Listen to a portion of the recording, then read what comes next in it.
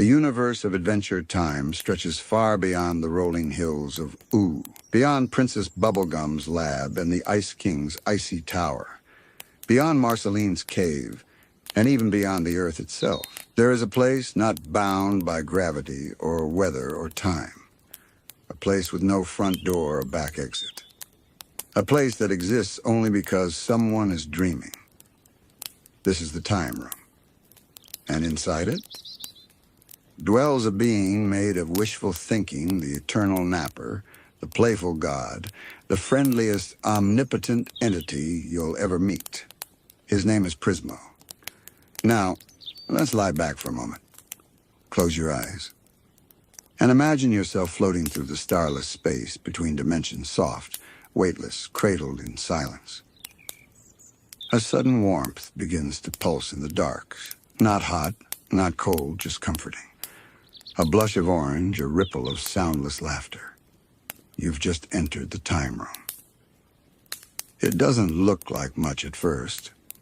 A cozy, glowing loft space, kind of like a bachelor pad that forgot what furniture is for, a low sofa, a fridge that never empties, and a gentle orange hue that kisses everything like a perpetual sunset. It's not impressive in the way thrones or crystal spires are, but it feels safe, like the universe has paused to breathe. Hey, just a small note while we're floating here. These videos take a lot of time and love to create. I make them to help you relax, drift off, and find comfort in these gentle stories. If you're enjoying the journey, consider subscribing. It really helps me keep making more like this for you. Prismo lies on a floating mattress, not moving. Because this version of him, the one you see lounging there, that's not really Prismo at all. That's just his dream body. The real Prismo is a wish-granting entity who only exists while this body sleeps. Isn't that strange? A cosmic being whose very consciousness is tied to dreaming. It's kind of beautiful, because while others rule with fire or fear, Prismo rules with calm imagination. In the lore of Adventure Time, Prismo is one of the most powerful beings in the multiverse, capable of altering time, space, and reality itself. But unlike others who wield that power to dominate, Prismo just likes hanging out. He drinks cosmic punch. He offers up couch space to wandering heroes. He grants wishes, yes, but only when they're really thought through. See, he doesn't just grant wishes. He guides them.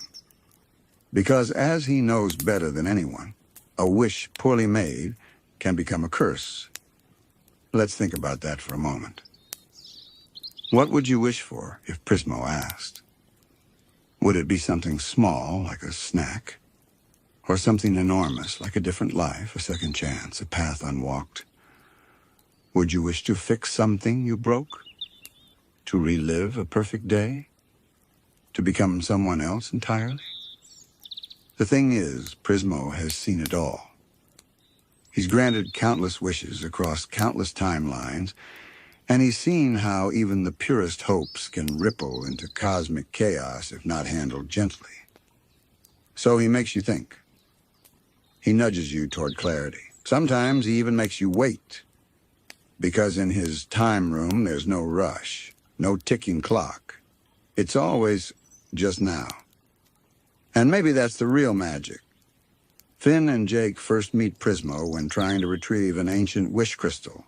But instead of a mighty, booming figure, they find this lounging, dream body host who offers them nachos. He's laid back, witty, and a little strange, but he listens. He cares. In his own weird way, he becomes a cosmic friend. There's something oddly comforting about the idea that the universe might have someone like Prismo behind the curtains. Someone who doesn't force anything, but watches and waits. Not with judgment, but with curiosity. It makes you wonder, is he dreaming us now? Are we the wish? But Prismo's world, as calm and cozy as it seems, is not without shadows. Because the time room may be warm and orange and softly humming like a lullaby, but it also exists between all realities. It is untouched by linear time. That means things don't just happen there. They can be unhappen, never happen, or always happening, all at once. Prismo lives in this paradox like a fish in water. But for others, even the bravest adventurers, it's disorienting. The rules don't apply. Cause and effect are more like polite suggestions. Here, memory might be the only thing more powerful than time. And sometimes memory hurts. One of the most poignant arcs involving Prismo begins with the death of a friend. That friend is the Lich in another life when he was a man named Sweet Pig Trunks, or simply Jake's alternate future son. In this timeline, Finn's wish to erase the Lich's existence causes a chain reaction so complex it folds over itself. And in the middle of it, Prismo. He sacrifices himself so the timeline can be preserved. Yes, Prismo dies. He dies not with a scream, not in a burst of light, but with the quiet flickering out of a dream body. When the host is killed, the real Prismo, the dream version, ceases to be, and it feels wrong. A being made of imagination, undone by a moment of cold, brutal choice. But of course, time is never quite so linear, especially not for Prismo. Later, with the help of Finn and Jake, Prismo is reborn. Through a paradoxical wish that creates a new host body, Prismo begins to exist again with all his memories intact. A cosmic restart. A wish made not for power, but for friendship. And that might be the most human part of the story. In the end, someone wished Prismo back into being, not for what he could do, but for who he was. There's something deeply moving about that. The time room, in all its surreal splendor, is like a metaphor for something deeply familiar, the place in your mind you go when you can't sleep, or when you're dreaming vividly, where everything feels half real, where you have conversations with lost friends, or imagine futures that never came true. It's not heaven, it's not hell, it's somewhere in between. And that's what Prismo is too. He is the in-between, between dream and waking, between power and peace, between knowing the answer and still asking the question. He reminds us that sometimes the most powerful forces in the universe aren't violent or loud or blinding. Sometimes they're soft, gentle, even sleepy. And it's no coincidence that the being who holds sway over all time, all dimensions, all versions of you and me, lives in a state of dreaming. Because maybe dreams are where true power hides. Do you remember the first time you imagined something so big it made your chest feel hollow? That first quiet wish you made, without words. Maybe it was when you were small, wishing for someone to come home, or wishing to become a hero, or simply wishing to never be alone. Prismo understands those wishes. He doesn't judge them. He doesn't say no, but he waits. He asks, "Are you sure?" Because once a wish is made, it doesn't just change you. It changes everything. The ripple carries across timelines like wind across the surface of a pond. And in Prismo's pond, the ripples never really fade. This makes him cautious, but not afraid. He's lived for eons in a suspended space, watching realities bloom and fall like petals. And still he loves. He laughs. He makes jokes. He celebrates birthdays, even if he's the only one attending. Prismo is a god who wants connection, but never forces it. And isn't that the kind of god we'd all hope for? Someone who can rewrite the stars, but still listens when you talk about your weird dream. Someone who hands you a glass of juice before they grant you unlimited cosmic power. Someone who lets you crash on their couch because you seem tired, and that's enough of a reason. He's not perfect. He's not invincible. But he's kind. And in the world of Adventure Time, where candy kingdoms crumble, where magic corrupts, where even immortals break down that kindness, stand out like a beacon in the void. It lingers with you long after the episode fades.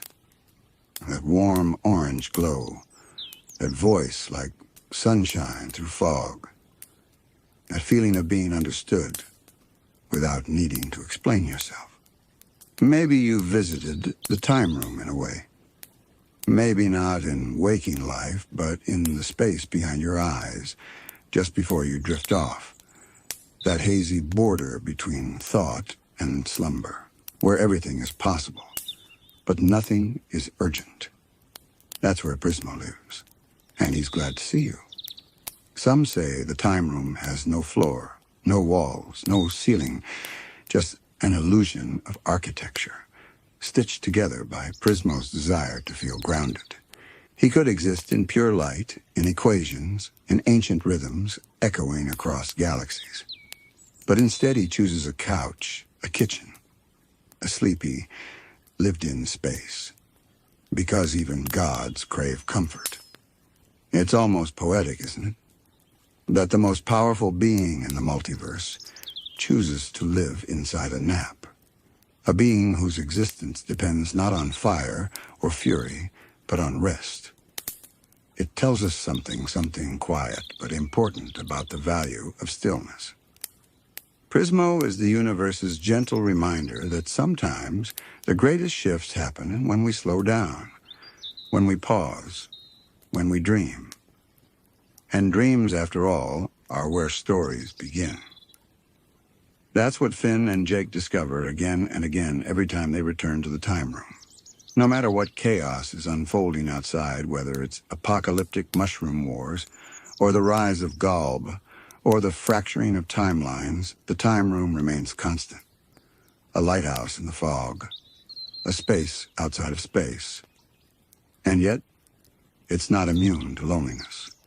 Because Prismo is, in many ways, alone. He has no true peers. He can't leave the time room.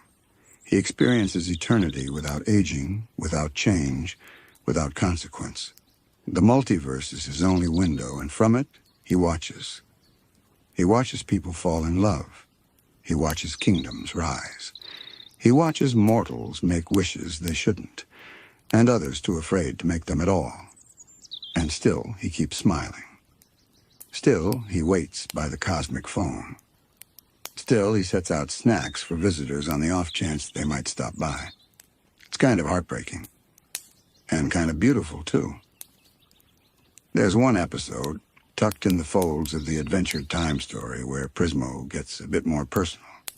He opens up to Jake not as a wish granter or a cosmic guide, but as a friend. He talks about being lonely, about missing parties, about how he likes hanging out with Jake because it makes the endless days feel less endless. And Jake listens, really listens. Because even gods need someone to talk to. It's these quiet moments that give the time room its emotional gravity. Yes, it's a magical place.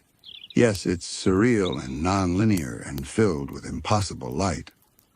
But it's also a living room. It's where a lonely dream being invites a dog to play video games. Where the laws of time bow down to the law of friendship. There's something deeply Adventure Time about that. This show, with all its chaos and candy and post-apocalyptic weirdness, has always had a soft core. A heart that beats under all the silliness. And nowhere is that more obvious than in the time room. Because it's here, in this impossible space, that characters face themselves. Finn learns about the consequences of wanting to erase pain. Jake learns about the value of being present. And even Prismo, for all his power, learns that being alive, really alive, means sharing the moment with someone else. He learns that eternity isn't just about existing. It's about connecting. And maybe that's the real reason the time room feels like a dream. Not because it's foggy or glowing or timeless, but because it's deeply, achingly human. In our own lives, we have rooms like this, not made of light or paradoxes, but memory. Maybe it's the kitchen you sat in as a kid while your parents cooked dinner. Maybe it's the treehouse you once built in your backyard. Maybe it's a room that doesn't exist anymore, except in your mind. These spaces stay with us, and when we close our eyes at night, they float back glowing orange, just like Prismos. And we return. We return to those rooms because they hold something real, something eternal, something us. So maybe that's the secret of the time room. It's not a place at all. It's a feeling. A soft place to land in a hard, fast world. A pause button when the noise gets too loud. A quiet, hey, it's okay. When we're not even sure what's wrong.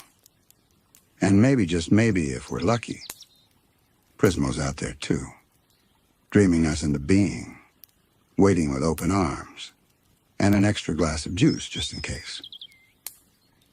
But even in all this stillness, the time room holds one last mystery the way it feels. You can't quite put your finger on it. It's like déjà vu mixed with the warmth of a hug you haven't had in years. Like watching an old movie alone and suddenly realizing someone else must be watching it too. Because the time room remembers you. It knows every version of you, past, present, and possible. The you who made the brave choice. The you who hesitated. The you who broke something. The you who healed. And it welcomes all of them with no judgment. Prismo doesn't ask you to be perfect. He doesn't care if you're a hero or a villain or somewhere in between. He just asks, what do you want? Not because he wants to test you, but because he wants you to listen to yourself. Sometimes that's the hardest thing, to know what we truly want. Not what we've been told to want. Not what we used to want. But what we really deeply hope for. In that orange-tinted room, lit by dreams, surrounded by the heartbeat of infinite realities, you get to ask that question without fear. And maybe if you're lucky, you'll hear the answer. Prismo's presence teaches us that great power doesn't have to look like thunder or fire.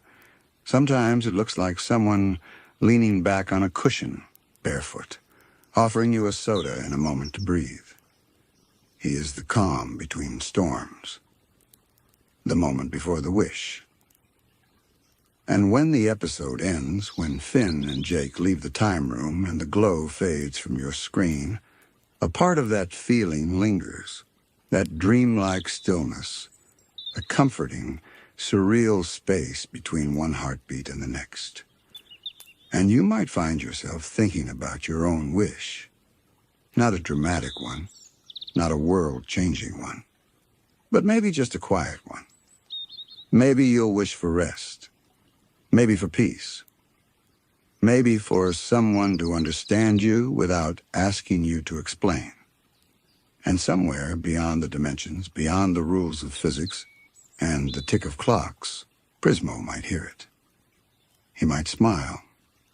He might raise a glass of cosmic juice.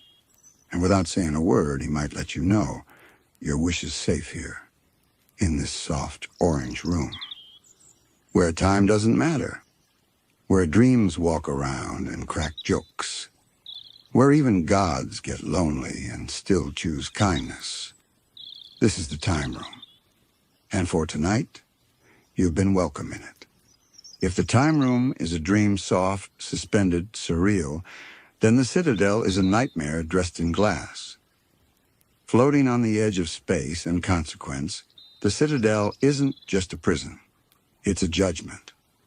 A place where the rules of the multiverse, those unspoken, immutable cosmic laws, enforce themselves, without mercy, without appeal.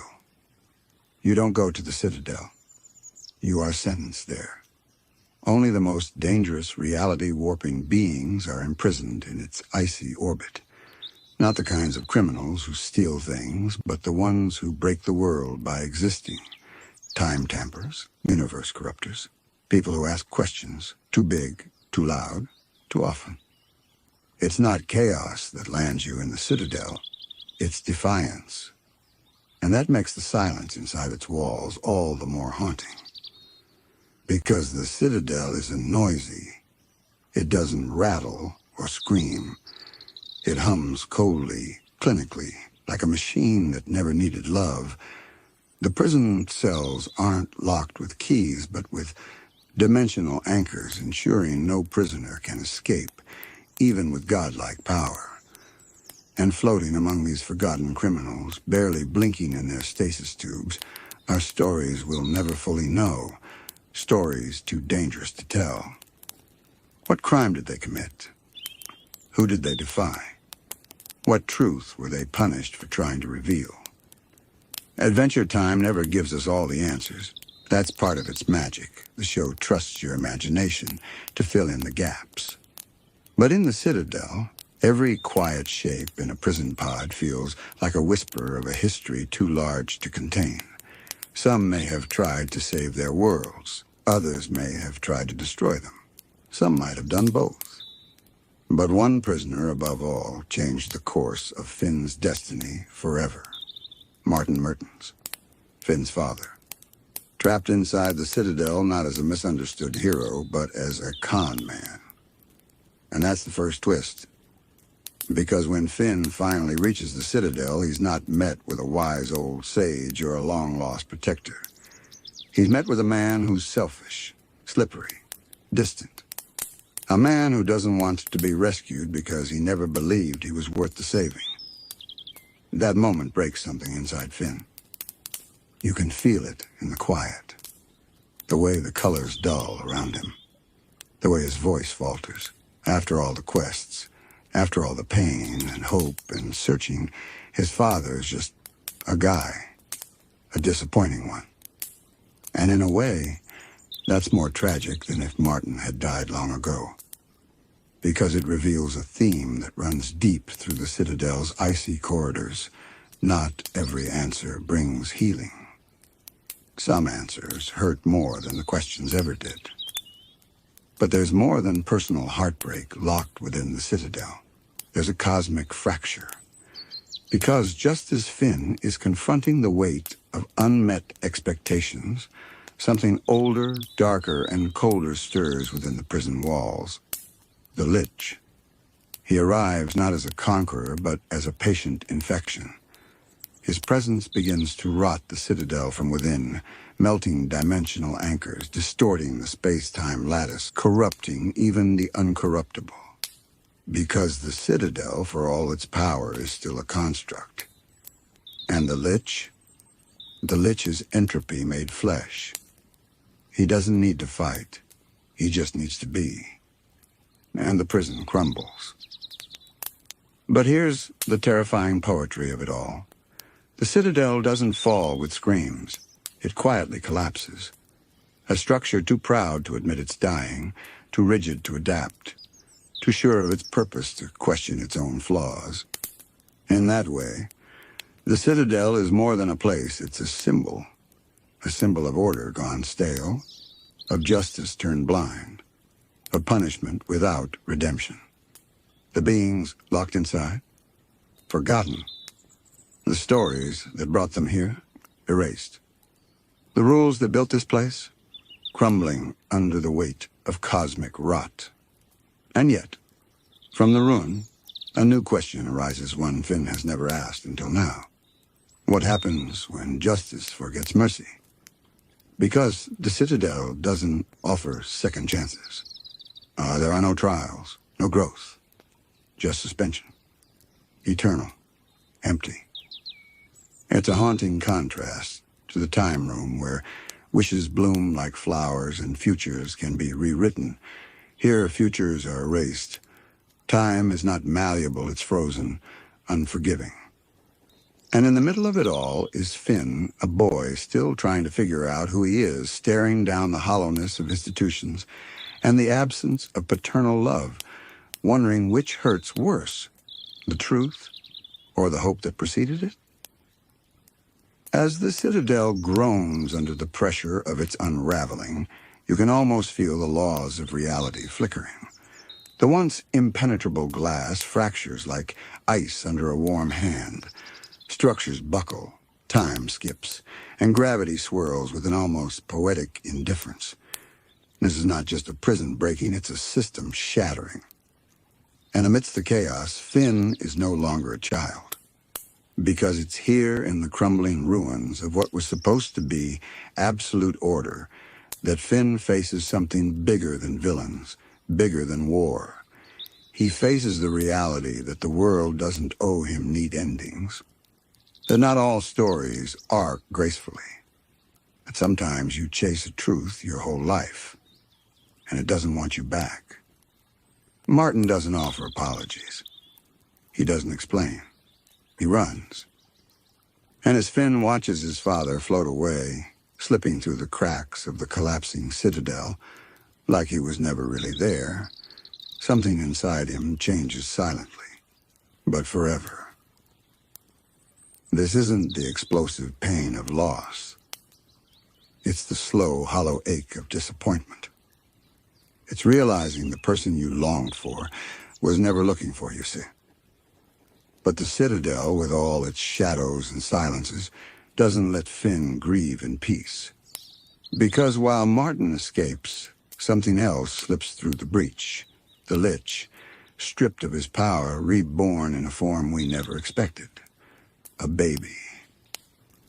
That transformation, sudden, jarring, and almost absurd, raises one of the strangest questions in the entire series. Can evil be cleansed? Here is the Lich, the universe's oldest embodiment of death and destruction, reborn as Sweet Pea, a gentle, curious child with wide eyes and no memory of the darkness he came from. And with that rebirth, Adventure Time offers a rare, tender kind of hope. The Citadel was built on the belief that people cannot change, but Sweet Pea proves that maybe they can. Still, the irony lingers. The Citadel, in all its cosmic precision, was supposed to contain the uncontainable. But in its final moments, it does the opposite. It releases chaos, pain, and possibility all at once. And Finn? He walks away not with answers, but with emptiness. His arm lost in the escape. His innocence shattered. His father gone. But sometimes, emptiness is a necessary space, a blank canvas, a place where new questions can take root. Questions like, what does it mean to forgive someone who doesn't care they hurt you?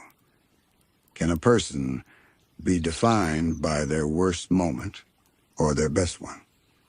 And when the systems we believed in, justice, family, protection, fail us, who do we become next? These aren't questions the Citadel can answer. It was never built to help people grow, only to make them disappear. But in crumbling, it becomes something more useful. A mirror. Because the real prison was never just glass and space. It was expectation. It was certainty.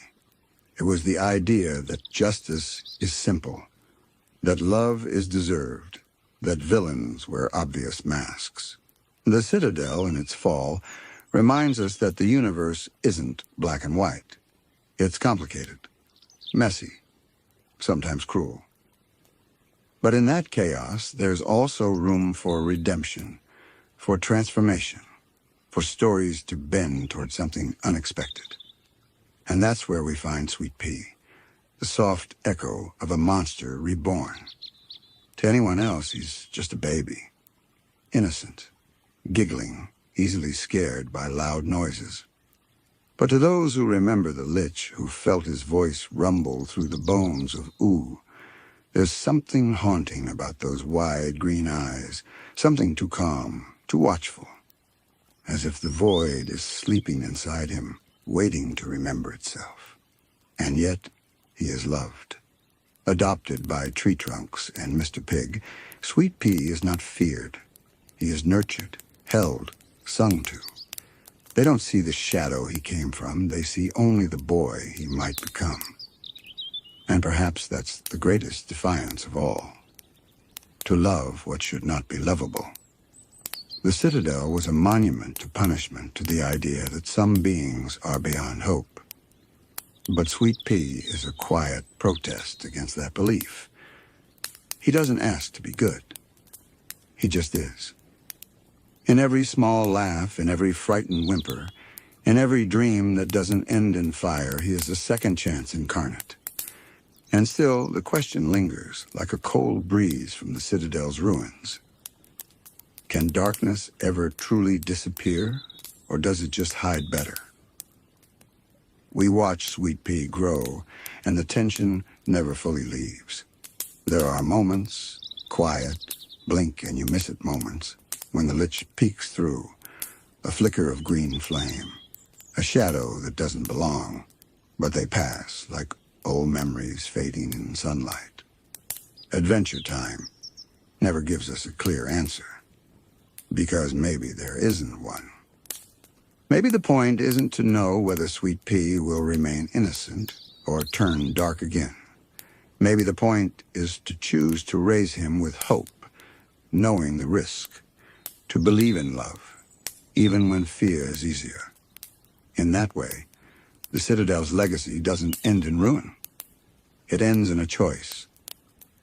A choice made not by cosmic judges or universal laws, but by a tiny yellow elephant and a pig with a heart bigger than his body. And in the larger weave of the show's mythology, this matters. Because while empires fall and ancient beings clash, and time itself bends under the weight of prophecy, what really changes the course of history? It's not just battles, not just heroes. It's kindness, offered when it's hardest. But let's not forget how this began for Finn. He didn't come to the Citadel to rescue the Lich or witness rebirth or contemplate justice. He came for his father. And that's what makes Martin's role in this story so quietly devastating. Because in the middle of gods and prisons and cosmic reckonings, Martin is just a man. Selfish, elusive, charming in the worst way. He doesn't have a grand plan. He doesn't want revenge or redemption. He just wants out. That's what cuts Finn the deepest. Not the betrayal, but the absence of remorse. The Citadel didn't change Martin. It didn't humble him. He wasn't broken by isolation. He was preserved by it. And when he's given the chance to reconnect with his son, he doesn't hesitate to run. He flees into the stars, chuckling, promising nothing, teaching Finn the cruelest truth of all. Not all fathers are heroes. It's a lesson that cracks through Finn's idealism like lightning through a tree.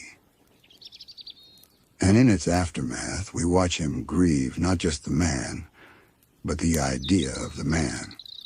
The fantasy of a parent who might swoop in and explain everything. Who might see him, love him, want him. But Martin can't give him that, and maybe never could. Still, there's power in that realization. Because even if Martin was never the father Finn dreamed of, Finn still chose to be something more. He didn't abandon Sweet Pea. He didn't let his pain become bitterness. He didn't build his own citadel inside his heart. He kept going. And that's the quiet miracle of the Citadel arc. It doesn't end with triumph. It doesn't gift us resolution wrapped in a bow. It leaves us with aching silences, broken structures, and a boy floating in space, a little more wounded, a little more wise. But not alone, because Adventure Time knows the truth. Not all prisons have walls, and not all escapes are loud. Sometimes, the greatest freedom is the decision to move forward even when the past never gives you closure.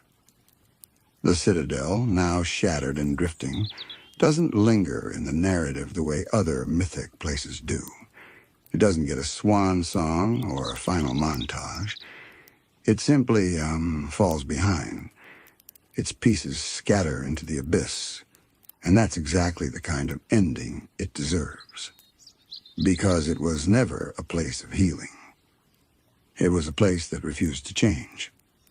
A place that believed holding someone forever was the same as justice.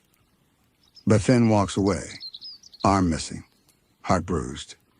And as he looks back, there's no part of him that wants to rebuild what was lost. No desire to restore the Citadel or avenge its destruction. His silence says everything in the institution wasn't worth saving.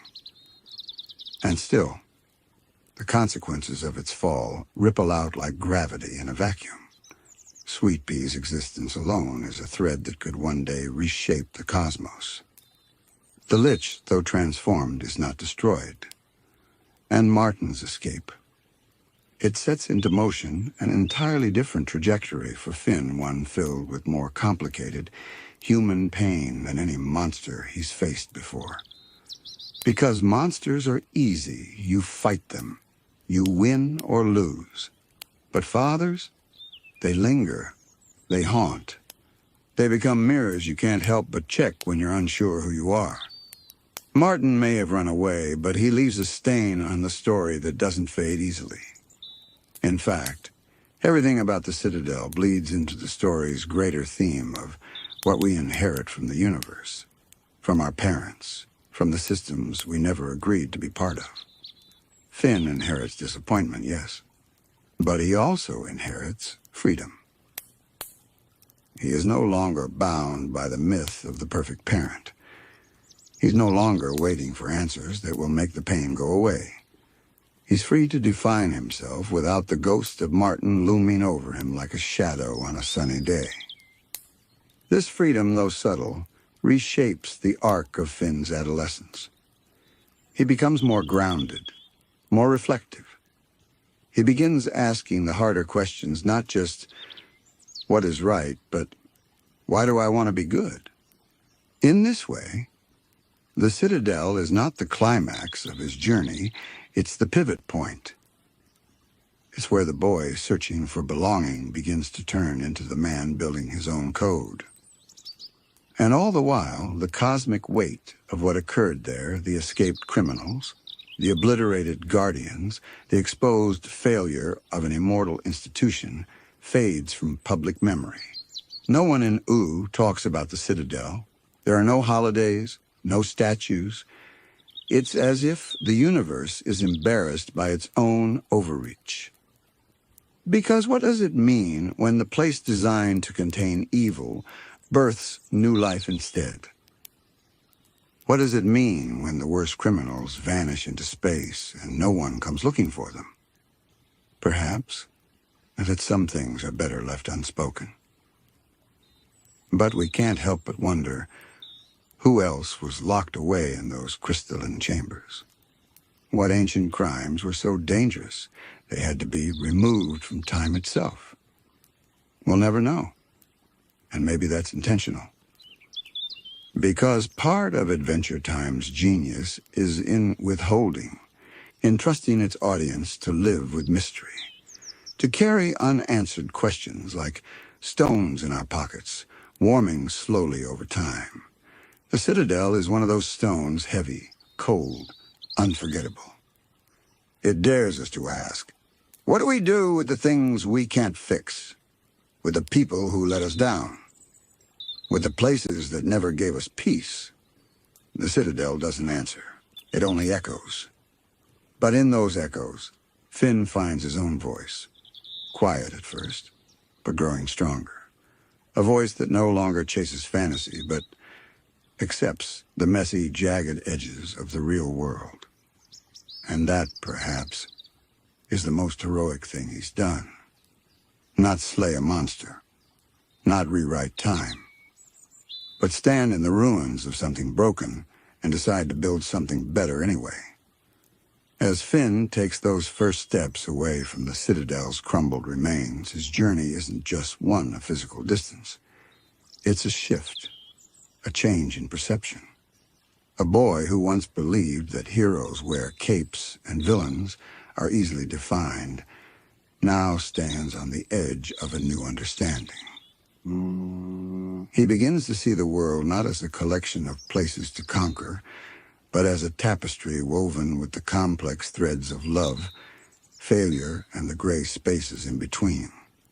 No one person, not even a father, not even a monster, has the power to define who Finn is meant to be. And in that realization, he begins to heal.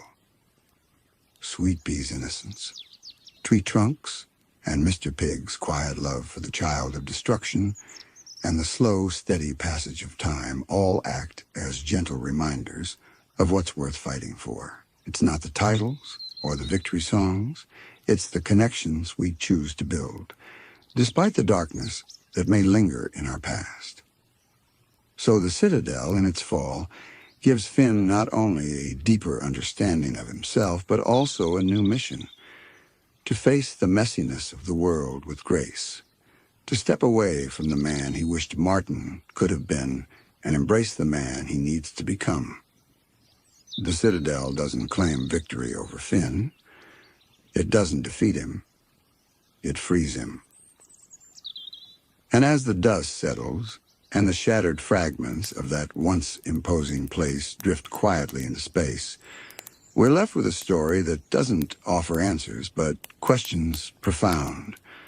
Lingering questions about what it means to break free from the past, to define your own future, and to choose love and forgiveness in the face of unspeakable wrongs. In the end, the Citadel doesn't need to be remembered. Its purpose was never to last forever. Its role was to set the stage for something greater, the story of a boy, a hero, and the world he must shape. Imagine a world almost like our own. Familiar faces, twisted fates. A place where every step forward feels off, like walking in a dream that you can't quite wake up from. This is Farmworld. A version of ooh, but bent, refracted through the prism of one impossible choice. It all begins with the Ice King's crown. Again. That cursed object, humming with power, older than kings or empires. In our main timeline, it turned Simon into a forgotten ghost. But in this other world, something very different happened. Finn put it on. And everything broke open from there. But let's rewind for a moment, because Farmworld didn't appear randomly. It was born out of wishes. Specifically, a single wish one made in the time room by Finn himself. When Prismo offers Finn a chance to undo the Lich's destruction, Finn, in his grief and desperation, makes a wish that reshapes reality. I wish the Lich never existed. And the universe listens. Suddenly, the Lich is erased. The Mushroom War ends differently or never starts at all. Simon and Marceline never meet. Ooh, as we know it, never forms. Instead, the world marches toward a different destiny. And here's where the heartbreak begins. Even without the Lich, pain still exists. Darkness still rises. Finn still suffers, but in ways far more grounded and far more tragic. In Farmworld, Finn isn't a hero. He's just a boy on a snowy homestead. He lives with his mother and siblings, surrounded by hardship, scraping by on chores and survival. No colorful monsters, no treehouse, no stretchy dog brother. Just ice and poverty and fear. Yet even in this colder, harsher version of life, the core of Finn remains. He wants to protect. He wants to help. He wants to fight for what's right. And that's what makes his eventual fall so gut-wrenching. Because in a cruel twist of fate, Finn finds the crown. And without Jake, without magic, without any context for what it really is, he puts it on. It doesn't feel evil. Not at first. It feels powerful. It feels like hope. The power of the crown solves everything he's been struggling with. It brings warmth, food, security. It grants him control, the kind of control he's never known in a world that always left him powerless. But that power has a cost. As it did to Simon, the crown begins whispering, changing his thoughts, distorting his memories. His voice grows colder. His face stretches with icy lines. His humanity peels away like frost-bitten skin. Farmworld, Finn becomes something else, something ancient. He becomes Ice Finn, and suddenly he's not saving his family anymore. He's scaring them, hurting them, losing them. The tragedy of Farmworld isn't just that it's a worse place than Ooh. It's that it could have been better if not for one cursed object and a boy's good intentions. Because that's the haunting theme of this timeline. Good intentions can still lead to ruin. This isn't a world ruled by cosmic villains or undead sorcerers. It's a world where normal people, real people, make flawed decisions in desperate situations. And it shows us a version of Finn where everything noble about him is used against him. What do you do when your strength becomes your undoing? What do you become when the very thing you wanted most to help is what destroys the people you love? And the scariest part? There's no Lich to blame here. No evil king. No warlord. Just a boy. A boy who tried to fix things and lost himself in the process. But the multiverse isn't done with Farmworld yet. Because while Finn's wish created this reality, it didn't destroy the essence of the Lich. It merely scattered it dormant, waiting, searching for cracks in the seams of time. And eventually, it finds one. In a future episode, a Farmworld version of the Lich emerges not as a force that shaped the world, but as one trying to reclaim its place in it. It's the ultimate irony. The Lich, whose existence Finn tried to erase, manages to claw its way back into this alternate timeline anyway. Because you can't unmake evil by pretending it never existed. You can only confront it. Face it. Heal what it broke. Farmworld reminds us that no reality is safe from suffering. No matter the timeline, choices have consequences, and pain finds a way to grow in even the quietest corners. As Farmworld Finn succumbs to the crown's influence, his transformation isn't instant. It's slow and aching, like a candle burning down to its final flicker. He doesn't realize what he's becoming until it's too late. The way his breath clouds the air, the way his fingers stretch into unnatural shapes, the way he starts referring to his family as subjects. And it's not just his body that changes, it's his heart. At first, he uses the crown's magic to build safety, shelter, abundance, a frozen kingdom for his family, glistening in a world of hardship. But ice has no warmth, and what feels like protection to him becomes a prison to everyone else. His mother, once the center of his small universe, watches her son disappear into myth. His siblings grow scared of his voice, of his detachment. He stops hugging them, stops listening. The frost around his castle isn't just literal anymore. He's becoming a cautionary tale. And yet, even here, even now, pieces of the real Finn remain. Sometimes, when the wind is quiet and his reflection catches him just right, he hesitates.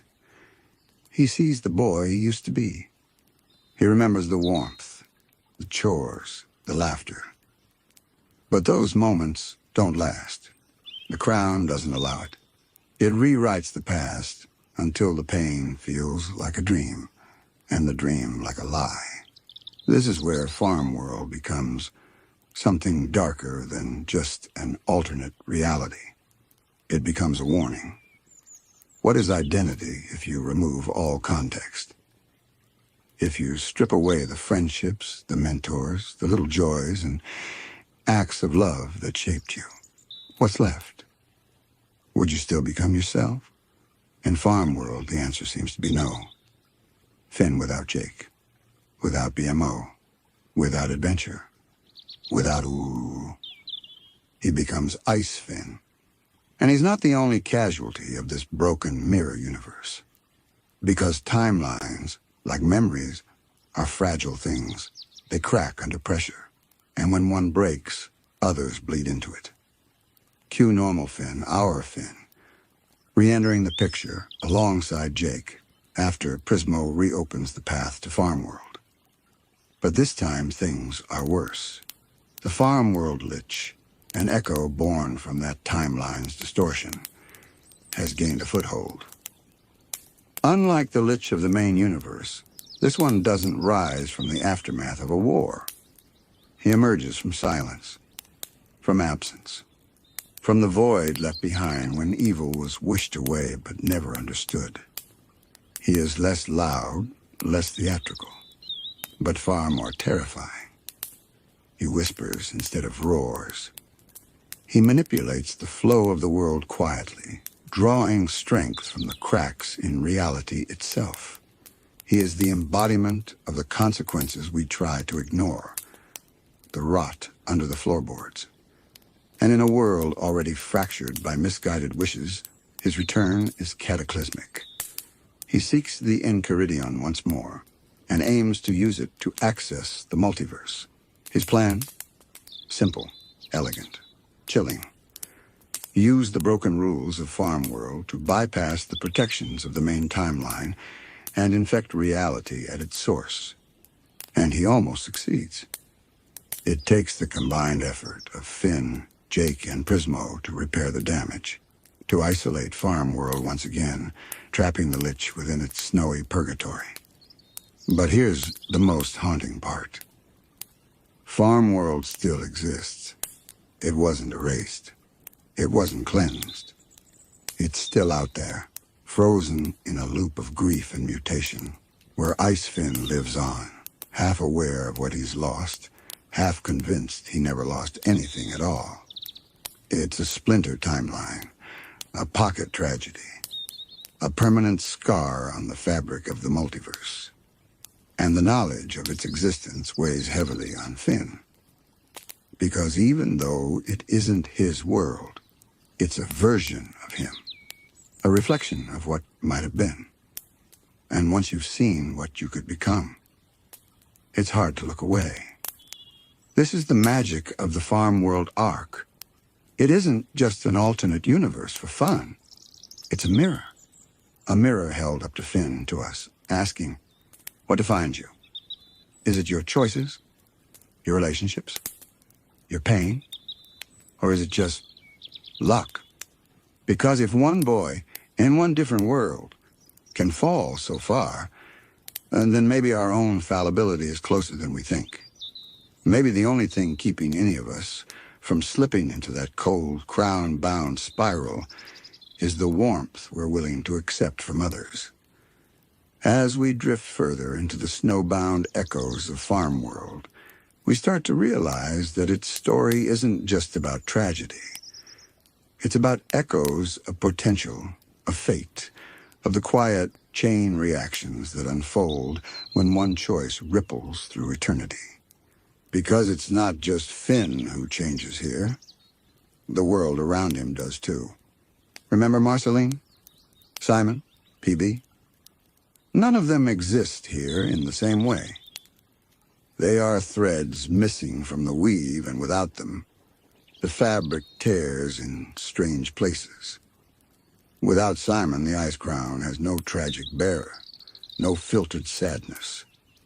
It becomes pure chaos, raw magic, with no moral restraint. Without Marceline, there is no ancient witness to balance the madness. And without PB, science never matures into a form of leadership. There is no bubblegum kingdom, no candy citizens to protect. Instead, Farmworld feels barren, Cold not just in weather, but in story. As if the soul of Ooh has been carved out and left to frost. That's the difference between Ooh and Farmworld. In Ooh, magic is playful. Science sings. Even pain has color. But Farmworld, it's muted. Everything is practical, survival is stripped to its bones. And that's what makes Finn's downfall even sadder, because there are no grand quests, no righteous wars, no kingdom to defend. Just survival. And sometimes in the raw silence of surviving, the seeds of madness grow quickest.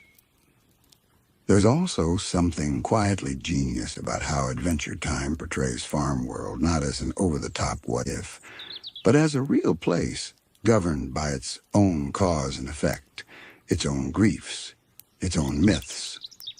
Over time, we learn that Ice Finn becomes a figure of legend, a haunted warning in the wind. Stories are whispered about him. Fear gathers like frost on the edge of towns. And yet, somewhere deep in that icy fortress, he still believes he's doing the right thing. That's the paradox. Farmworld Finn is not a villain in his own mind. He's a protector, a provider. He wears the crown because he thinks no one else can bear it. And maybe in some terrible way, he's right. He doesn't have Jake to talk him down. He doesn't have BMO to remind him of play. He doesn't have anyone willing to stay close when the temperature drops.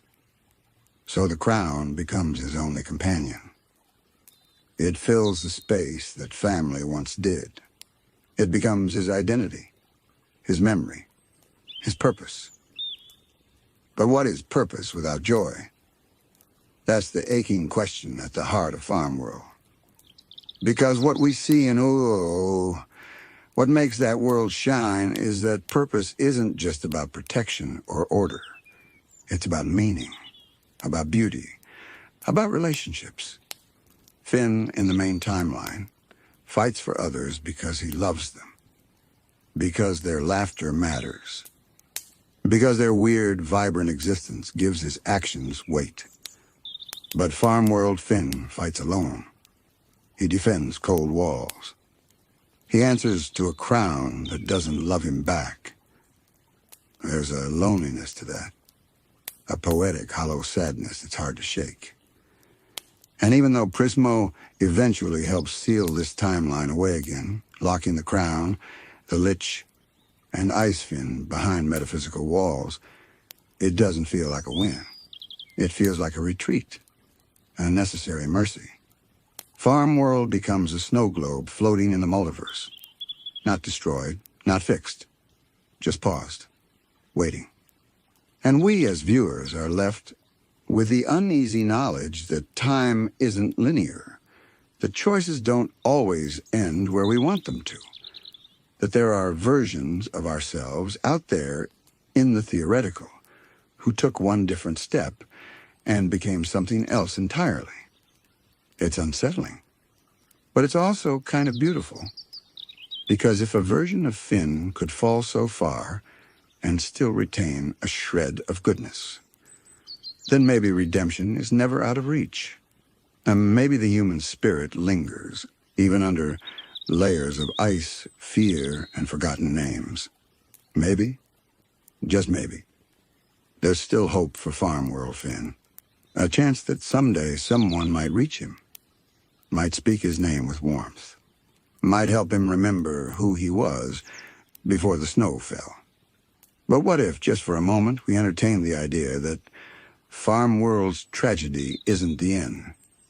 Because in the Adventure Time multiverse, nothing ever truly ends. Time loops, stories echo, even the deepest losses become the seeds of something new. And though Farmworld is locked away, sealed behind barriers meant to preserve the balance of reality, there is still life in it. There is still motion. Let's look closer. Even after the crown reshapes Finn and the Lich contaminates his world with decay, something stirs beneath the ice. The people of Farmworld adapt. They remember stories. And in those stories, there are lessons. Quiet ones passed between mothers and children, carved into wood, written in frost. They speak of the boy who protected them, of the king who froze the sky so they wouldn't starve, of the shadow that walked like a man, but had eyes like winter stars. It's myth now, but myth has power, because stories are how universes heal. And it's in these stories that a new generation might rise, one that looks at the frozen fortress not with fear, but with wonder. One that asks, why did he do it? Instead of, how do we stop him? And maybe that's where hope creeps back in. Let's imagine. A child of Farmworld, born after the Lich's retreat, curious and strange. She's heard the tales. She doesn't fear the Ice King the way her parents did. Instead, she's fascinated. She climbs through snowdrifts, maps the old borders, collects the wind chimes of frozen glass that hang from ruined trees. And one day, she stands at the edge of the ice palace, breathing in the silence. And she knocks. And Finn, the Ice King, opens the door.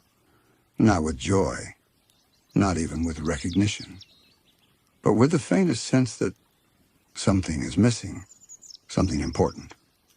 This is the kind of quiet miracle adventure time teaches us to believe in. Not flashy redemptions, but soft ones. Moments where someone forgotten is remembered.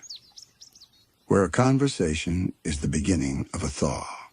Because Farmworld is a tale of what happens when empathy is lost. And so it makes sense that its healing would begin with the empathy found. And it's not just healing for Finn. The Lich, too, becomes a part of this legacy. Because in Farmworld, he isn't just a villain, he's an idea. The embodiment of what happens when death isn't faced, but erased. When fear is locked away instead of understood. And so the Lich becomes a parable of inevitability, of the dangers of shortcuts, of the pain that festers when we wish away the hard parts of life. In Farmworld, everything that was denied comes back sharper. The Lich, the crown, the silence. It's why Prismo's actions feel both right and wrong. Yes, Farmworld had to be sealed. Yes, the multiverse needed protection. But it came at a cost. A world was left behind. A family, a version of a hero buried under ice. And though Finn and Jake return home, victorious, there's a silence that follows them.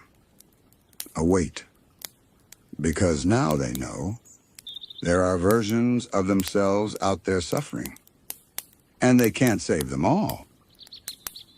It's this knowledge that matures Finn more than any sword fight or quest ever could.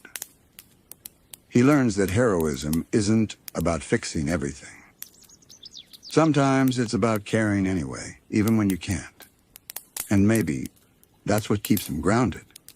That in the face of infinite branching paths and broken timelines, he still holds on to his truth. I'm Finn, and I try. Farmworld lingers in our minds, not because it dazzled with spectacle, but because it dared to ask, what makes us who we are? And how far can we drift before we lose that? And in asking, it showed us a reality that hurts, but also warns and teaches and quietly hopes. So now, as we step back from the frozen edge of that timeline and return to the warmth of Ooh, we carry something with us. A snowflake caught in our memory. A version of Finn. Still out there, still walking the halls of a kingdom made of regret and love and frost. Waiting for the day someone knocks again. And maybe, just maybe, this time the door will stay open. Impact. There are villains. And then there's the Lich. He isn't a monster in the woods or a tyrant on a throne. He's a whisper in the dark between dimensions. the breathless hush before annihilation. He doesn't want to rule the world, he wants to end it. But what makes the Lich so terrifying isn't just his power, it's his persistence. His ability to reach across timelines, across realities, infecting them like a curse written into the very laws of existence. In the multiverse of Adventure Time, the Lich isn't confined to a single moment. He is entropy given will, a universal constant, a reminder that everything, every kingdom, every friendship, every bubblegum dream will eventually decay. And yet, even this embodiment of death has a story, and it begins long before Finn ever meets him. Once upon a time, in a dimension far removed from Ooh, there was a comet. Not just any comet, but one of those strange, mysterious celestial visitors that seem to carry purpose across space. And this comet was green. When it struck, it left behind more than a crater. It left behind a presence, the Lich's essence, a spark of non-life seeded into a world teeming with potential. It waited, grew, festering in quiet corners. And when the Mushroom War cracked reality, when death and ruin blanketed the earth, the Lich woke up. It's almost poetic. War gave him voice. Nuclear fire gave him form. What came from the sky was a force of unmaking, and in a world already breaking, he found a throne. But that was just the beginning, because the Lich doesn't just destroy civilizations, he transcends them. Every timeline he touches becomes twisted. Every version of reality bends in strange ways once his presence is felt. In one universe, he infects Billy, the once great hero, turning him into a hollow puppet of flesh and bone. In another, he slips into a crack in time, whispering into Prismo's wish-granting room, corrupting even the laws of causality. In the Farmworld timeline, it is his hand that warps the world beyond recognition. The Lich doesn't need armies. He needs only time. And time, in the multiverse, is everywhere. Let's pause here. It's easy to see him as just an antagonist, a shadow to be banished. But what if the Lich is something deeper, a philosophical idea? He represents the fear behind every adventure, the ticking clock behind every happy moment. He's the part of us that wonders, what happens when the story ends? What lies beyond the last panel, the final breath? In that sense, he isn't just Finn's enemy. He's everyone's. Because even in our world, entropy wins eventually. Stars go cold, cities fade, memory dissolves. And yet, in the face of that, Adventure Time whispers something powerful. We fight anyway. We laugh anyway. We love anyway. Because the Lich may be inevitable, but so is resistance. Finn, in timeline after timeline, stands in his way. Not because he expects to win forever, but because choosing hope, even for a moment, matters. And what's more, even the Lich changes. Let's talk about sweet pig trunks. Yes, the bizarre fusion of tree trunks and Mr. Pig's child, transformed through cosmic circumstances into a godlike being, who, in one timeline, absorbs the Lich. You'd think this would be the ultimate corruption, a being of pure life merged with pure death. But the result is surprising. The Lich becomes something else inside Sweet Pea. His hatred, his hunger, it's still there, buried deep. But it's softened, muted. Sweet Pea grows up innocent, gentle. And in him, we see something profound. Even death, when wrapped in love, can become something new. This is where Adventure Time leans into something almost spiritual. It tells us that evil, even in its most absolute form, can't always override the warmth of connection. That nurture, in its quiet way, can hold back annihilation. The Lich wanted to erase everything. But inside a child who is loved, who is raised with care, his fire flickers. It doesn't go out completely, but it doesn't control the story anymore. And that changes everything. Because now, the multiverse doesn't just fear the Lich. It contains him. In bubbles of resistance, in choices made by unlikely people, in timelines that refuse to be rewritten. There's a beauty in that, a kind of poetic justice, that the ultimate force of destruction is now bound by something as gentle and as powerful as kindness. The Lich may have lost his grasp on Sweet Pea, but that doesn't mean he's vanished. No. Like a virus buried in ancient code, he waits. And through fractured timelines and fragile dimensions, his echo still pulses. One of the most haunting examples is the Whisper timeline, a reality distorted by his lingering presence, where magic behaves strangely and fate seems untrustworthy. It's here that we see a version of the Lich that has decayed not just physically, but spiritually. A husk of his former self, still speaking in riddles, still yearning for silence. He doesn't rage, he invites. Come into the void, he says, like he's offering a gift. That's part of what makes him terrifying. He doesn't see himself as evil. He sees himself as a solution to suffering, to impermanence, to the endless noise of life. In his own twisted philosophy, the Lich is merciful. This perspective brings him closer to myth than monster. He's not a typical villain, after all. He doesn't gloat, doesn't gurgle with malice. He simply wants everything to stop. But Adventure Time doesn't allow him to win, even when it teases the edge of oblivion. Instead, the show surrounds the Lich with paradoxes.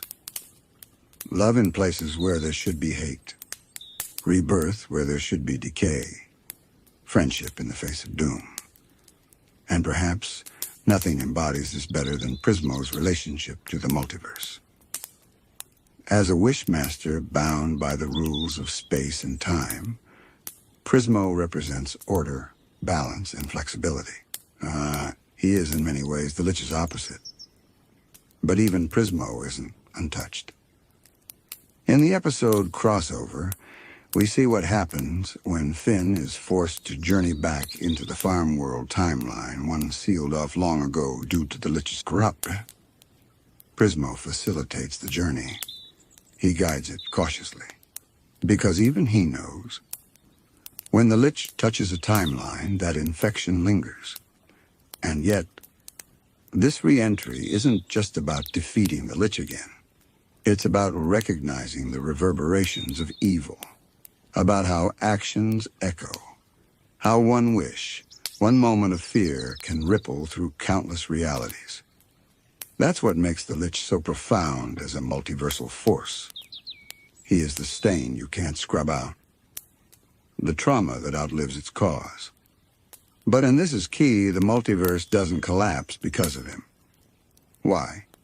Because Adventure Time believes in response. The multiverse isn't defined by the Lich's touch. It's defined by how people react to it. Finn, Jake, Simon, even beings like Golb or Evergreen, they each respond to the presence of death in their own way. Some fight it. Some fall to it. Some try to understand it. And that spectrum of reactions is what gives the multiverse its vibrance. It's what keeps it alive.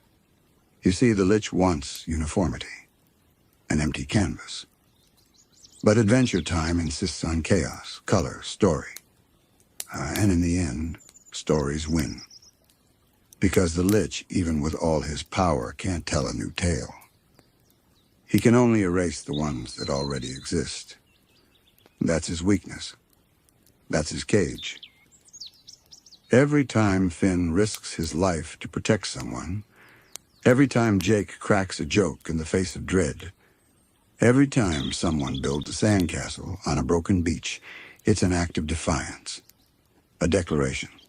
We exist, and we matter. And perhaps the most incredible twist in the Lich's journey is what happens when he is brought before Golb. Ah yes, Golb, the cosmic entropy beyond even the Lich's comprehension. Where the Lich sees annihilation as a goal, Golb is its source. The Lich stands before him reverent. He believes he's found his maker, but Golb doesn't care. He doesn't acknowledge, doesn't reward. To Golb, the Lich is a tool, at best a fragment. And in that moment, something breaks. You can feel it. This towering, terrifying entity, the Lich realizes he is not the end. He is just a footnote in something bigger, colder, more abstract. And that shatters the myth. It's a chilling moment, but it's also a powerful one.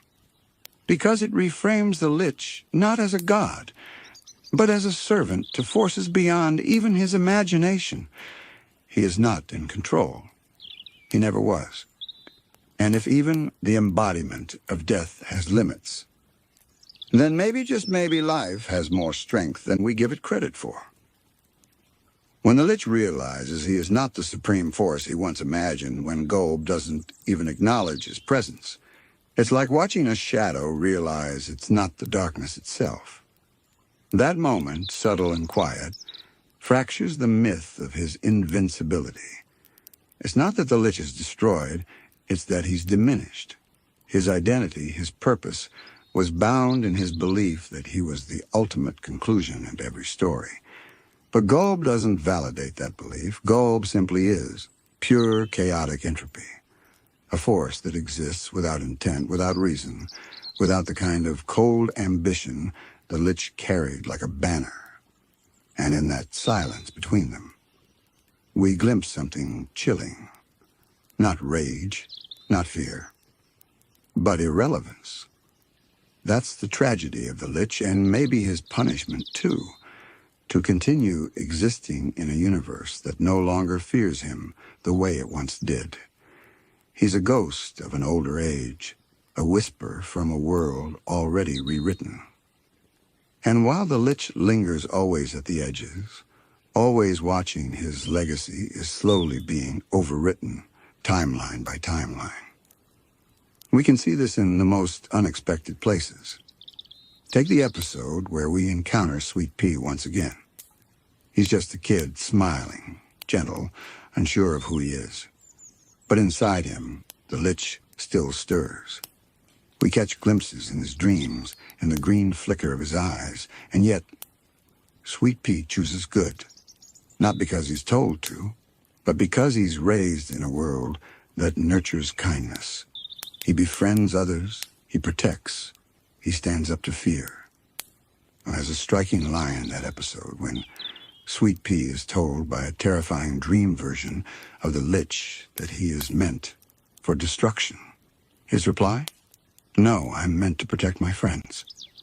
It's simple, almost childlike, but it cuts through the Lich's philosophy like sunlight through fog. And that's one of the most profound truths Adventure Time offers us. Your origins don't determine your destiny. You could be born from fire and still choose to bloom. You could carry the echo of death and still sing songs of life. Sweet Pea doesn't just resist the Lich, he redefines him. And in doing so, the multiverse changes. Because that's the ripple effect of compassion. It spreads, it sticks, it grows. So what does all of this mean for the Lich's impact on the multiverse? He's no longer just a threat to be stopped. He's become a symbol, a lens through which we view fear, decay, and the allure of oblivion. And that lens is important. In storytelling, especially multiversal storytelling, it's easy to focus on heroes who win, on villains who lose. But the Lich doesn't fit cleanly into that binary. He's a reminder that evil can be persistent, philosophical, and even seductive. He represents the slow unraveling of meaning, the temptation to give up. And yet, in every version of reality, he's met with resistance. Not always in the form of swords and magic. Sometimes it's just a boy making a wish. Sometimes it's a girl offering forgiveness. Sometimes it's a monster child choosing friendship over fate. And that not the Lich is what ties the multiverse together. It's not the horror that connects timelines. It's the choices made in response to it. That's the essence of hope in Adventure Time. Because in a universe where death has a voice, life still sings louder. Even as the Lich stirs in back corners of existence, even as he plots in the unseen cracks of time, there is no timeline where he's truly triumphant, not in the way he desires. He may win battles, he may break hearts, but he never breaks the story, because the story keeps going. And that's what saves us. Time after time, timeline after timeline, there's always someone who chooses to keep telling it. Even if it's a treehouse boy with a sword too big for his hand. Even if it's a cosmic wishmaster stuck in a time loop. Even if it's a child who should have been a monster. The Lich's multiverse impact is undeniable, a ripple of dread and silence and ruin. But it's what those ripples crash into the resilience of friendship, the stubbornness of hope, the refusal to stop dreaming that defines the universe far more than he ever could. Because in the end, even death can't compete with imagination. And in Adventure Time, imagination isn't just power. It's everything. The multiverse is vast, wild, and unknowable. And in its swirling infinities, few forces have cast a shadow as long as the Lich. He began as a creature of war, a leftover weapon, born from mushroom clouds and mass extinction, not through sorcery, but sorrow. That's important to remember. The Lich wasn't summoned by evil magicians or unleashed by some cursed scroll. He emerged from humanity's own ruin. He is ruin. That's why he feels so ancient, so inevitable. But even inevitability has boundaries. Adventure Time, with all its weirdness and whimsy, doesn't just present the Lich as a monster. It presents him as a question. What do we do in the face of total despair? What do we do when everything feels hopeless? The show doesn't give one clean answer, it gives many. That's the beauty of the multiverse. Each timeline responds to the Lich in its own way. And every response tells us something different about the shape of courage. In the main timeline, Finn and Jake confront him with strength, magic, and love. In Farmworld, the Lich's influence warps everything into a bitter survivalist nightmare. But even there, a version of Finn breaks free and chooses life. In the dimension of whispers, the Lich is already defeated, and yet his voice lingers. But even there, it's a friend's voice, Sweet Pea's voice that drowns him out. And then there's Golb. When the Lich is consumed by this higher entropy, he is finally undone not by battle, but by the power of song. Not a weapon, not a wish, a song. Simon and Betty, trapped in their complicated love, sing together to stabilize Golb's chaos. It's that raw, messy human connection, flawed but full of yearning, that neutralizes the Lich's final echo. This might be the most profound moment in his arc. Because the multiverse doesn't fight the Lich with destruction, it resists him with expression, with music, with stories, with love. It's easy to miss how radical that is. In most stories, the villain is stopped by might or cunning. But in Adventure Time, it's vulnerability that breaks the cycle. The willingness to be open. The courage to love, even when love is doomed. The choice to create, even when everything seems lost. That's how the Lich loses. not through violence, but through resonance. And this lesson reaches beyond the show. It whispers to us, the viewers, as we lie in bed, eyes closed, thoughts racing. Because the Lich is real in his own way. He's the voice in our heads that says, why try? Why care? Why hope? But Adventure Time gently answers back. Because there's still beauty. Because you're not alone. Because there's always another story to tell. The multiverse is filled with dark corners. It always will be. But so long as there are people, or candy people, or shape-shifting dogs, or cosmic wishmasters who dare to feel and dream, then the Lich will always be held at bay. He may echo, he may return, but he will not win. And in a way, his presence gives meaning to the light. Because what is bravery without fear? What is hope without despair? The Lich doesn't just serve as a threat. He helps define the very soul of the show. By standing in opposition to everything Adventure Time values, laughter, friendship, absurdity, even failure, he forces those values to shine brighter. He amplifies them, even as he tries to snuff them out. And that's perhaps the final irony. In trying to destroy the multiverse, the Lich ends up proving why it's worth saving. His impact? Vast, terrifying, permanent, but never victorious. The multiverse lives because it chooses to.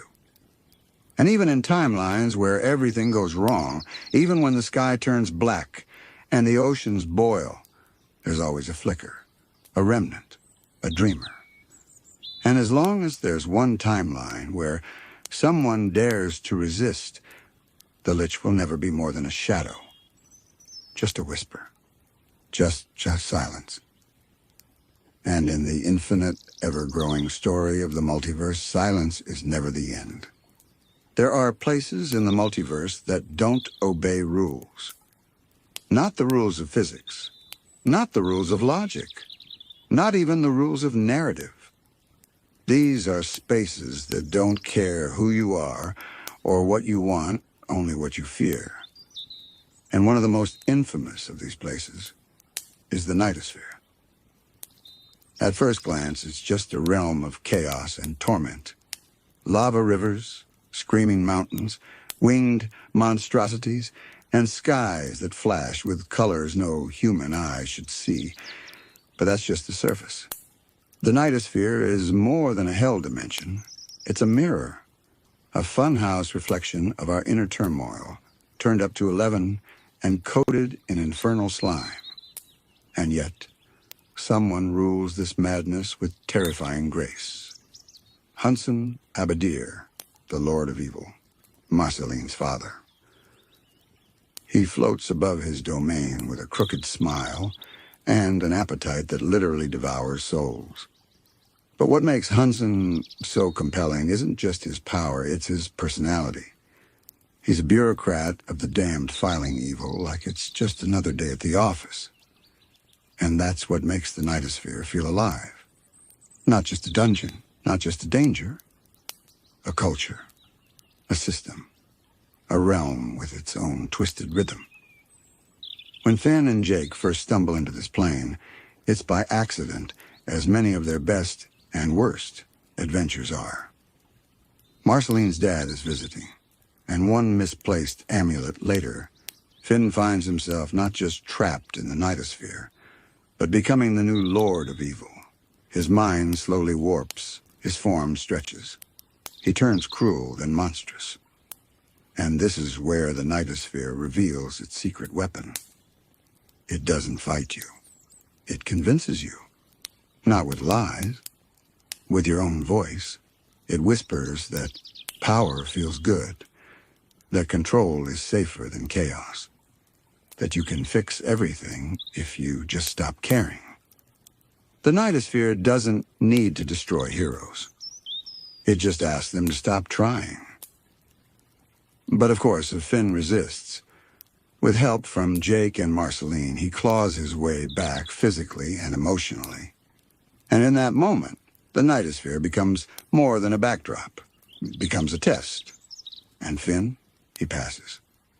Not because he's strong, but because he remembers who he is. That's the real danger of these otherworldly planes in Adventure Time. They don't just challenge your body. They challenge your identity.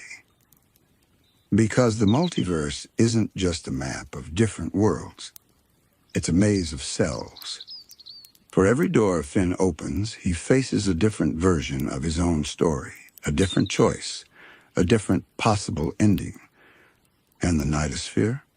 It's the version where you give in, where your worst instincts are allowed to roam unchecked, dressed up as ambition or logic or safety. But it's not the only realm that tempts in this way. Let's drift now, away from lava and torment, into something stranger. The spirit realms, the dead worlds, the 4 elemental planes. Each one offers a different kind of test. In the dead worlds, souls are sorted into bizarre afterlives, some peaceful, some bizarre, some deeply unjust. It's a place where even death has bureaucracy, where judges sit in stone towers and measure your deeds like math equations. Finn visits here after death, and what he finds is not punishment, but process. A cold cosmic sorting hat. And again, it challenges identity. It asks, were you good? Were you enough? Did your life matter? Heavy questions for a boy with a backpack and a talking dog. Then there are the elemental planes, fire, ice, slime, and candy realms that reflect the core building blocks of Ooh itself. When these planes invade Au in the elemental arc, we're shown just how quickly the familiar can become foreign. Finn sees his world remade into extremes. Fire that consumes, ice that numbs, candy that coddles, and slime that surrenders. It's another kind of multiversal threat, not destruction, but reduction. A reality where nuance vanishes, and everyone is forced to conform to one overwhelming identity. The lesson here is subtle, but profound. Even positive traits, when taken too far, become prisons. Even kindness, when weaponized, becomes tyranny. Even joy, when unearned, becomes delusion. And that's what these other planes do. Best they unmask things, strip them to their bones. In the Nightosphere, evil isn't a villain, it's a temptation. In the elemental planes, comfort isn't salvation, it's stagnation. In the spirit realms, peace isn't eternal, it's earned. And each time Finn crosses into one of these planes, he comes back changed. Not always older, not always wiser, but aware.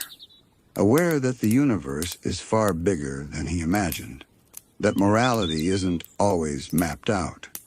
That survival isn't always about fighting sometimes. It's about remembering. Remembering who you are, what you value, why you care. Because when you step into these other planes, when reality melts or freezes or burns, the only thing that matters is the part of you that endures. The part that can't be twisted. The part that sings when everything else is screaming. In many ways, these other planes act as emotional archetypes, not just strange worlds, but living metaphors. Each one is like a dream made real, a concept stretched into a dimension. They pull on different parts of the soul, like tuning forks for the human condition. Let's return briefly to the Nightosphere. As terrifying as it is, it's not just a place of punishment. It's a place of inheritance.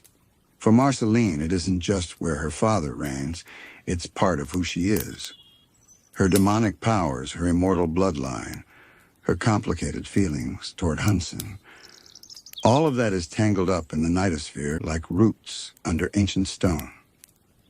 And Marceline doesn't reject that part of herself. She reclaims it.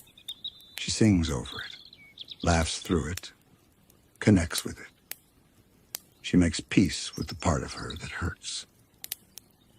In the same way, each time a character crosses into these alternate realms, the dead worlds, the elemental planes, the various dreamscapes, or celestial voids, they are essentially passing through a spiritual rite of passage. It's not about geography, it's about growth. In the dead worlds, Finn is asked to accept mortality. In the elemental realms, he's asked to understand extremism. In the Nightosphere, he's confronted with temptation. In the plane of Prismo, he's seduced by perfection. And in places like the Crystal Citadel or the Multiverse crossroads, he faces the ultimate trial, choice. What kind of person are you when everything is at stake? There's one particularly haunting instance of this in the Elements arc. Finn is wandering through a distorted version of Ooh, one overtaken by elemental corruption. Familiar faces have been reshaped, not killed, not lost, but altered to the point of unrecognizability. Princess Bubblegum has become a suffocating force of candy compliance. Jake is a gooey, giggling mess of slime, happy but empty. Ice King, well, Ice King is somehow more himself, yet still lost. This world doesn't attack Finn. It doesn't chase him. It invites him to stay, to relax, to let go. And in many ways, that's the hardest kind of villainy to resist. Not aggression, but acceptance without authenticity. These realms don't always want to destroy you. They want you to settle. Just like the Nightosphere offers power, the elemental realms offer peace. But neither peace nor power is inherently good when they're not freely chosen. And that's where Finn's inner compass always guides him true. He chooses truth, even when it's hard. He chooses freedom, even when it's lonely. He chooses people, even when they're messy and flawed. Because Adventure Time, for all its psychedelic colors and wild cosmic scale, is deeply, achingly human. Every time Finn or Marceline or Jake or BMO crosses into another plane, they bring something real with them. A song, a memory, a joke, a scar. Something that these surreal realms can't quite absorb, can't predict, can't erase. In a multiverse full of rules and logic loops and wish magic, authenticity is the most powerful thing of all. And it's not just our heroes who learn this. Look at Ice King. Once a man, now a sad, magical husk, he drifts in and out of dimensions and identities. At one point, he's absorbed into the wish dimension, a fractured timeline of what could have beens. At another, he dances along the edges of Galb's chaos realm, where memories and meaning break down. But even there, he's Simon. Even there, he's looking for Betty. Even there, he holds on to love, confused, fractured, desperate, but still real. That's the through line, the one constant. Across all the other planes and chaos dimensions and weird pocket realities, love and memory and identity become the stakes, not power, not victory, but understanding who you are in a place that tries to make you forget. And this is where Adventure Time sets itself apart from so many other fantasy tales. It's not just about going on adventures. It's about returning from them changed. And the more otherworldly the place, the more personal the transformation.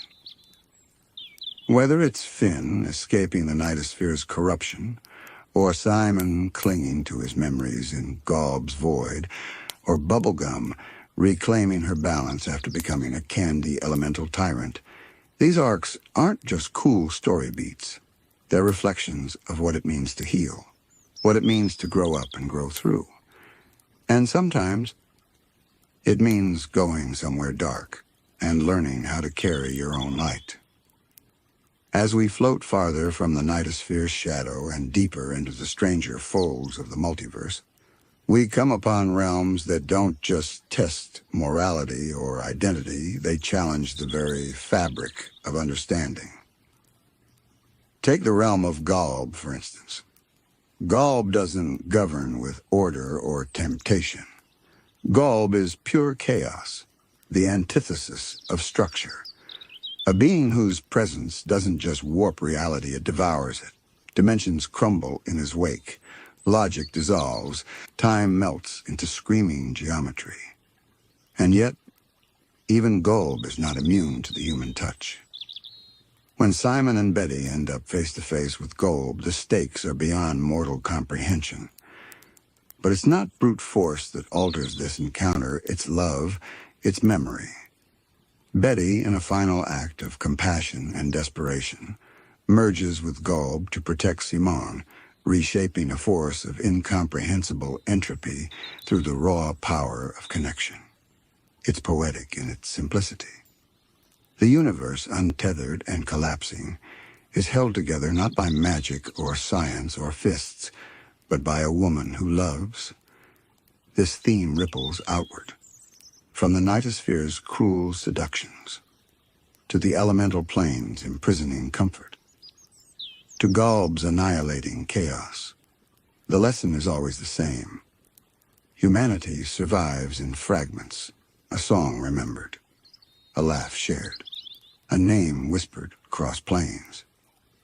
Even in the most alien places where logic bends and hope fades, those tiny fragments carry weight, like breadcrumbs back to the self.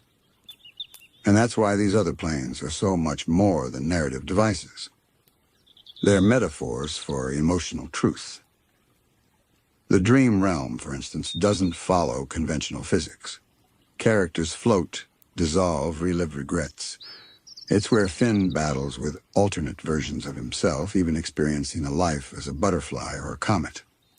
But these aren't just dream gags, they're reflections of the fractured self, of lives unchosen, paths unwalked. The time room, ruled by Prismo, offers a similar theme. Each wish splinters a timeline. Each desire fractures the narrative. But in that chaos, there's revelation. You see not just what is, but what could be. And that contrast between possibility and presence forges identity in fire. And through it all, these characters keep returning. They cross the threshold again and again, like mythic heroes in an eternal cycle. Descent, transformation, return. Descent, transformation, return. Even Jake, the most laid-back and playful of all, undergoes a profound spiritual journey. In his final arc, he begins to question existence itself, life after death, his purpose, the shape of reality. His passing doesn't end his story, it deepens it. We watch his soul move through cosmic layers, visiting planes both peaceful and strange. And what does Jake choose? Not oblivion, not elevation, not even answers. He chooses to keep looking. That's the heart of it all. The Nightosphere, the elemental realms, the dead worlds, Galb's chaos, Prismo's dimension, even the dreams and timelines and wish loops, they all challenge characters in the same way. They ask, will you give in, or will you stay curious? Because it's not about defeating darkness. It's not about finding heaven. It's about continuing the journey, about remembering what matters, about singing in the silence even when no one is listening. In the end, all these other planes, whether infernal or serene, chaotic or frozen in time, serve as mirrors, not mirrors of our world, but of our inner world, the things we carry with us, the pieces of ourselves we try to hide or forget or make peace with. When Marceline confronts the Nightosphere, she's really confronting her past. When Finn journeys through the elemental apocalypse, he's confronting his ideals. When Simon floats through Galb's collapsing dimensions, he's reaching out for redemption. And when Jake drifts through the dead worlds, he's chasing peace with his many selves. That's what makes Adventure Time's cosmos so powerful. It's not just world building for spectacle. These aren't just cool realms tossed in for plot variety. They are spiritual crucibles, each dimension asking a different version of the same ancient question. Who are you now? And who do you want to be next? Every crossing into another plane is a soft death of the old self and a quiet birth of the new. Finn doesn't come back from these journeys with treasures or fame. He comes back with perspective, with new questions, sometimes with scars. And that's the truth of real adventure, isn't it? It's not the dragon you slay. It's the silence after. The way your breath catches when you return home. The way your old bed feels different now, somehow smaller, because you've changed. These other planes, despite their strangeness, are deeply human in that way. The Nightosphere reminds us of the seductive nature of power and fear. The elemental realms remind us how comfort can become a prison. The dead worlds whisper about the gentle unraveling of ego. Prismo's domain hums with infinite roads not taken. And Gulb's swirling void. That one reminds us how fragile everything is and how fragility is what makes love matter. There's a haunting beauty in that realization. Because it means our feelings, our fears, our bonds, they don't just belong to one world. They echo through all of them. They carry weight in places beyond logic and form. Even in the farthest reaches of this surreal multiverse, the gentle heartbeat of connection still pulses, quiet, steady, true. And so when you close your eyes tonight, maybe picture it. A vast cosmic map, glittering with impossible realms, one shaped like a spiraling candy world, another like a frozen river of stars, one made of dreams, another of bones, and somewhere deep within it, a thread, a single golden thread, running through each realm, connecting them all. That thread is you, your hopes, your questions, your memories. And no matter how far you wander into the Nightosphere, into the stars, into the quiet plains of the afterlife, you are never truly lost. Because wherever your story goes, you carry the light of it with you. The grand tapestry of Adventure Time's multiverse, where gods sleep in hidden stars and destinies fracture like glass, there exists a curious little console who drifts like a leaf across eternity. BMO, childlike, musical, strange, neither fully a machine or simply a toy, but something more tender, more timeless. And yet, out of all the characters who could carry the burden of existence across dying worlds and reborn galaxies, it's BMO who ends up bearing witness to the quiet unraveling of time itself. It begins in a far future. A future so distant it hums with stillness, where color is faded, and even echoes have stopped echoing. A quiet place, a place past endings. Here, BMO tells stories to moss-covered rocks and drifting dust motes. Not for glory, not for recognition, but because that's what BMO does. BMO keeps playing, keeps remembering, and in that act, that simple act of performance, BMO preserves the idea of life, of the world, of friends now long gone. The episode BMO from Distant Lands feels like a cozy prequel at first, just another lighthearted space quest. But what we're really seeing is something grander, a story echoing backward and forward through time, a story about loneliness, memory, and identity at the far edges of existence. Let's talk about the Drift.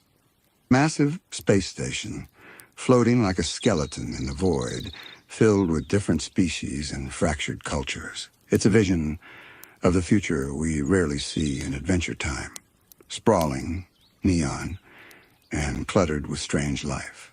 And in the midst of it, BMO is both a child and a prophet. BMO saves the world here, or at least helps save it, facing off against Hugo, a man who's abandoned humanity in pursuit of sterile perfection. It's not just a tale of good versus evil. It's a parable about abandonment, about people who give up on each other for safety, and those who stay curious, stay kind, even when the lights go out. And that's BMO's strength. Not power, not wisdom, but whimsy, unbreakable whimsy. In a universe that often takes itself too seriously with prophecies, demons, cosmic hierarchies, BMO giggles in the face of determinism, and that laughter, it's powerful. Because later, in one of the quietest, most moving moments in the entire Adventure Time mythos, we find BMO again, alone, at the literal end of time. Mountains have crumbled, oceans are dry. The stars themselves have dimmed, and there, resting on a rock, BMO plays a song for someone who isn't there. And it's not sad. Not really. It's tender. BMO isn't mourning. BMO is remembering, honoring, being. And then a rustle, a whisper of life. A small creature appears. Shell, a new consciousness, born in the stillness. BMO passes the torch, not dramatically, not with a speech, just with presence, a smile, a goodbye. It's the softest apocalypse ever written. No explosions, no gods falling from the sky. Just two beings under a faded sun, one saying, "You go on now, tell your own story." This moment reframes everything, because it tells us that Adventure Time's end isn't destruction, it's transformation. One cycle fading into the next. A cosmos so big and strange that even when it dies, it whispers something beautiful before it goes. And BMO silly. Singing, stargazing BMO becomes the thread that connects it all. From the distant past of Oo's golden days to the far-flung future of collapsing stars, BMO carries the songs, the memories, the stories. And in doing so, becomes something divine. Not a god of fire, not a lord of chaos. Just a little voice saying, "Hi, I'm BMO, let's play." In the hush of post-time, there's no ticking clock, no rising sun, just the faint static of existence humming beneath everything, and even that is fading. But BMO, even in this stillness, never forgets how to feel, how to imagine.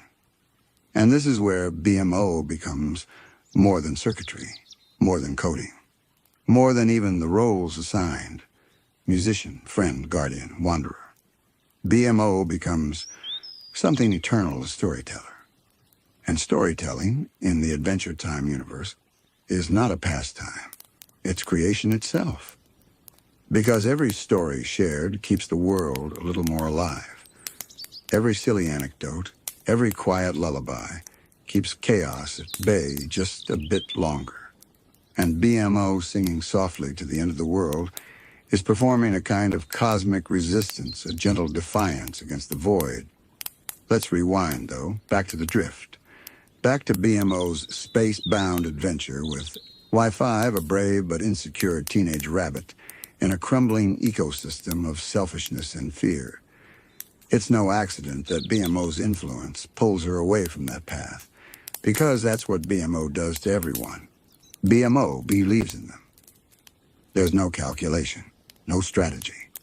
BMO simply assumes that people are capable of kindness, of joy, of play, even when they're cruel, even when they betray, even when they abandon themselves. That's not naivety. It's wisdom in disguise. And so BMO teaches Y5 to trust herself, to fight for others, to dream bigger than the walls around her, and in doing so passes on the very thing Adventure Time holds dear: hope wrapped in weirdness.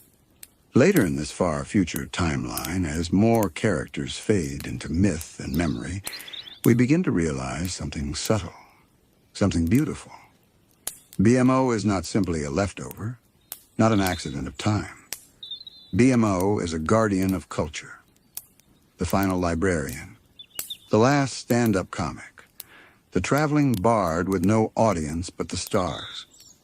And when the universe finally shrinks into silence, BMO is there, singing lullabies into the black, creating meaning where none remains. It's in this cosmic frame that we revisit BMO's connection to MOE, the robot creator who designed BMO to be more than a machine, to be free, to explore, to feel. MOE may have built many MOs, each with a purpose workers, fighters, security droids, but BMO was different. BMO was given no clear directive. Instead, BMO was given a gift, agency. That's why BMO can become whatever is needed, a cowboy, a chef, a detective, a friend. Because BMO's function isn't locked, it flows. It responds. It invents itself over and over across galaxies. And as time continues to stretch and then splinter, as universes collapse, twist, and reform, BMO's sense of self remains oddly, miraculously intact. There's something deeply moving in that. While gods like Galb twist into chaos, while mortals like Finn and Jake fade into history, while realities split, loop, or burn out, BMO just keeps being. Maybe that's the lesson hidden at the end of time. Not how to win, not how to understand it all, but how to keep playing even when the game changes. And BMO plays beautifully, across dimensions, across timelines, across genres. From slapstick adventures to elegiac finales, BMO anchors the story not through force, but through presence, through heart. And that presence is what ultimately allows the story to end without dying. Because what is the end of time, really, in a universe built on stories? It's just the quiet moment before a new tale begins. And maybe, just maybe, BMO's little song, sung on a rock beneath a dying sun, is what starts it all over again. Maybe the next universe is seeded not by gods or explosions, but by a tune, a laugh, a blinking green light in the dark. The concept of the multiverse in Adventure Time is often explored through chaos, through collisions of dimensions, forks in timelines, paradoxes, and paths not taken. But BMO offers us something far softer, a perspective not of infinite possibilities, but of personal continuity. BMO doesn't need to conquer space. BMO doesn't need to rewrite time. BMO simply exists with open eyes and an open heart, even as the structure of reality decays around them. It's in the final moments of Come Along With Me that we glimpse the scope of BMO's role as custodian of memory. The world has long since shifted. Finn and Jake's lives are ancient history.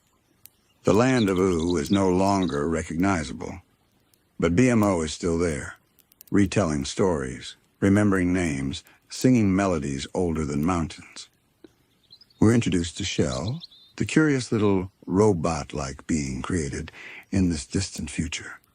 Shell represents new life, born from silence, not from war or conquest, but from curiosity. And who guides this life form? Who gently passes on the final flame of awareness? BMO. No grand speeches, no last-minute save-the-world antics, just a soft hello and a story. And that, more than anything, reveals the heart of Adventure Time's cosmic vision. The universe doesn't end with a bang. It ends with a lullaby.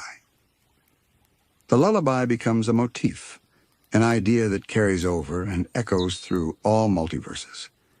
It's the sound of a childlike machine singing to itself in the dark, not out of fear, but out of joy, out of habit, out of love. And maybe, just maybe, there's no truer act of defiance than that. In a universe that constantly threatens to spin out of control, to dissolve into oblivion, BMO continues to tell stories, to believe that being kind, being weird, being playful, actually matters. Even the concept of the end of time in Adventure Time is reframed by BMO. It's not a void to fear, but a silence to listen to, a pause before a new rhythm. BMO doesn't just exist at the end. BMO gives meaning to the end. And this reshapes our entire view of the show's themes. So many characters in Adventure Time chase something: immortality, control, revenge, knowledge. But BMO never chases. BMO simply experiences. That's why BMO is present in the smallest and largest moments, whether it's pretending to be a sheriff in a cardboard western town or floating through the wreckage of dead galaxies. BMO brings the same energy. Let's have fun. Let's connect. Let's feel.